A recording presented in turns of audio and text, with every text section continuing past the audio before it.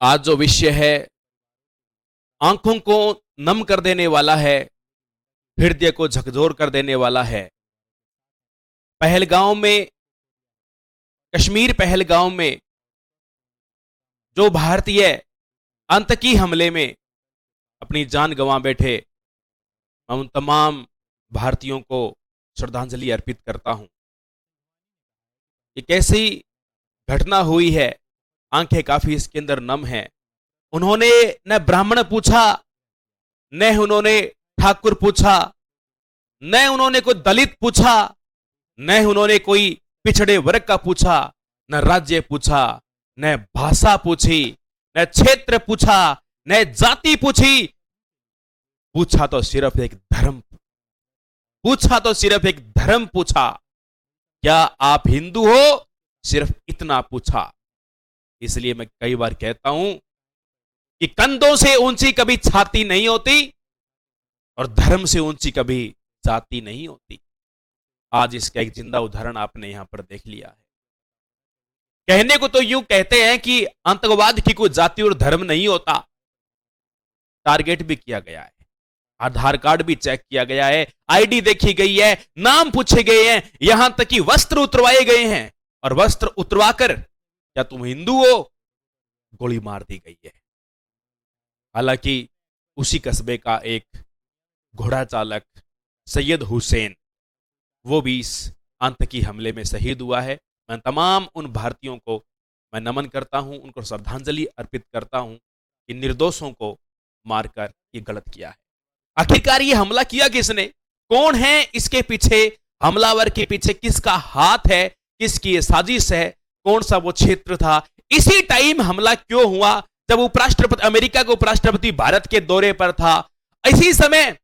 इसी समय थोड़े टाइम बाद में अमरनाथ की यात्रा होने वाली है, पंजीकरण जिसका स्टार्ट हो चुका है।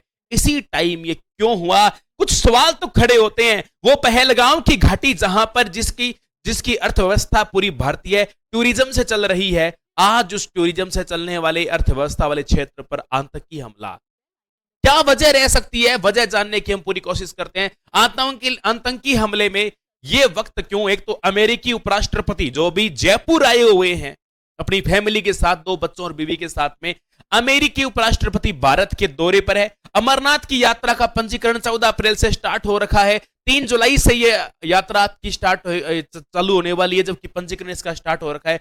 पाकिस्तान आर्मी चीफ का 2 नेशन थ्योरी वाला भड़काऊ बयान जो पिछले दिनों ही आया था, जम्मू संभाग में आतंकरोधी अभियान जारी है। तो ये क्या मुद्दे सारे इसी बात को दर्शा रहे हैं? ये सारे इसी टाइम क्यों हुए, क्या वजह रह सकती है?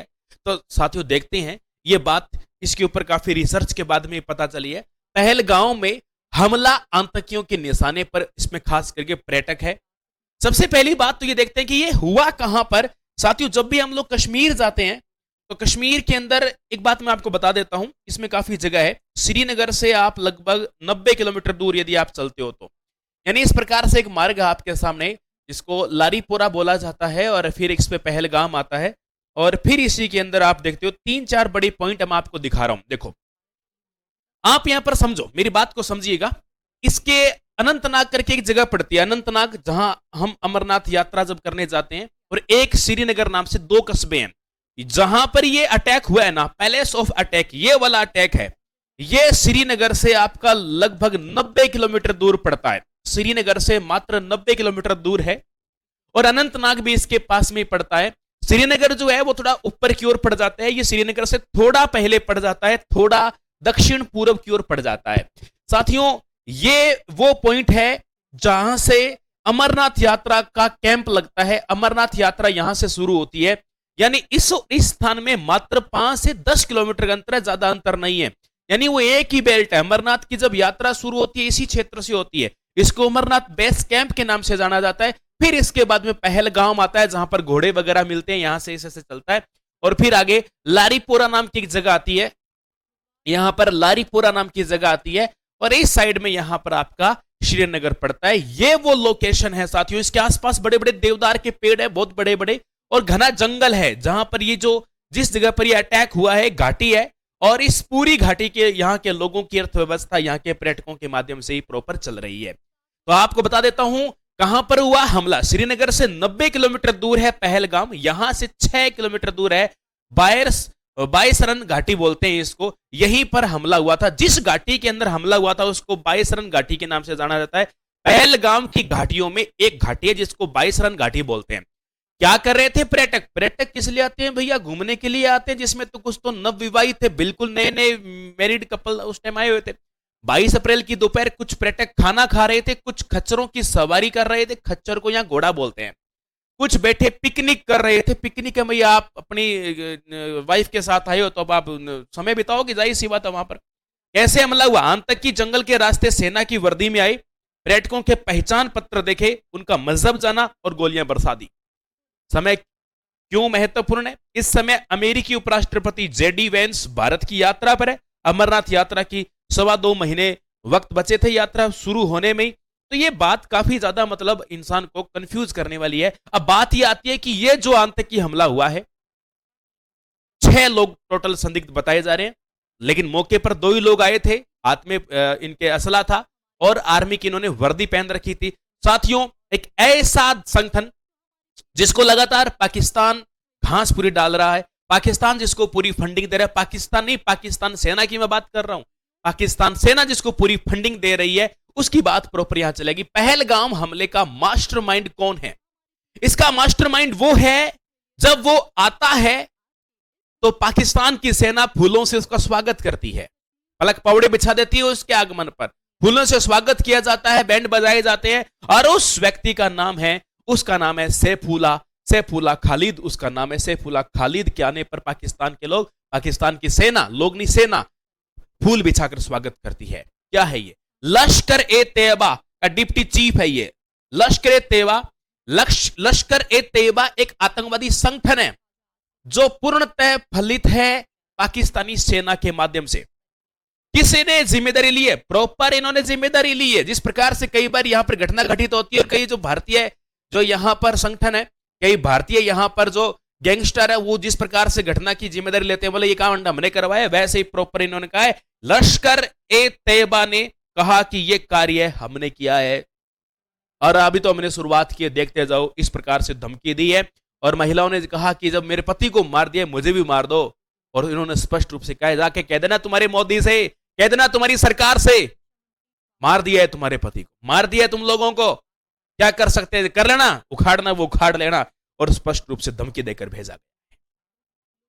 टोटल 6 आतंकी होने की आशंका है, जिसमें से कुछ नाम उजागर हुए हैं, कुछ नाम आप देख सकते हो, जैसे कि आपके सामने है आसिफ फौजी, नाम है, सुलेमान शाह है, अब्बू तलहा, ये कुछ नाम हैं जो अटैक करने वाले हैं, उनमें आतंकवादियों के नाम हैं, जैसा कि आप यहां पर देख रहे हो, उन आतंकवादियों के नाम आपके सामने मैं उजागर कर रहा हूं।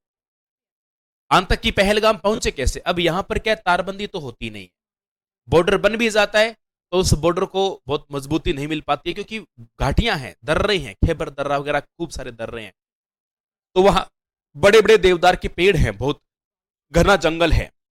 कहा जा रहा है कि घटनास्थल पर आतंकी देवदार के घने जंगलों के रास्ते आए।